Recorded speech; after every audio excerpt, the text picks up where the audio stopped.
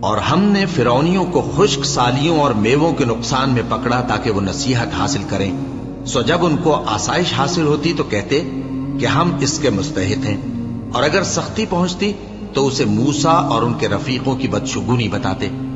دیکھو ان کی بدشگونی اللہ کے ہاں مقدر ہے، لیکن ان میں سے اکثر نہیں جانتے۔ اور کہنے لگے کہ تم ہمارے پاس خواہ کوئی بھی نشانی لاؤ تاکہ اس سے ہم پر جادو کرو، مگر ہم تم پر ایمان لانے والے نہیں ہیں۔ تو ہم نے ان پر طوفان اور ٹڈیاں اور جوئیں اور مینڈک اور خون کتنی کھلی ہوئی نشانیاں بھیجی، مگر وہ تکبر ہی کرتے رہے، اور وہ لوگ تھے ہی گناہگار۔ اور جب ان پر عذاب واقع ہوتا تو کہتے کہ موسیٰ ہمارے لیے اپنے پروردگار سے دعا کرو جیسا اس نے تم سے عہد کر رکھا ہے، اگر تم ہم سے عذاب کو ٹال دو گے تو ہم تم پر ایمان بھی لے آئیں گے اور بنی اسرائیل کو بھی تمہارے ساتھ جانے کی اجازت دیں گے۔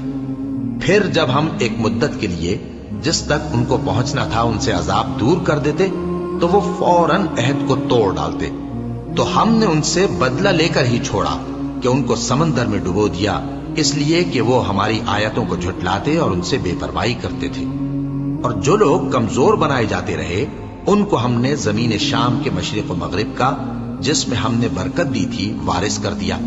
اور بنی اسرائیل کے بارے میں ان کے صبر کی وجہ سے تمہارے پروردگار کا وعدہ نیک پورا ہوا۔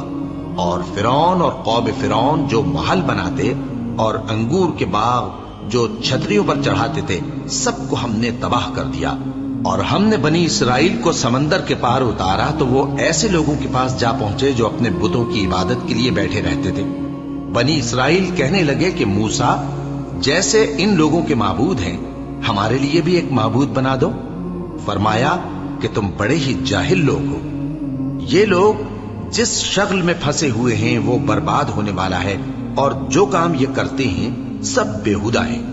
فرمایا کیا میں اللہ کے سوا تمہارے لیے کوئی اور معبود تلاش کروں، حالانکہ اس نے تم کو تمام اہل عالم پر فضیلت بخشی ہے۔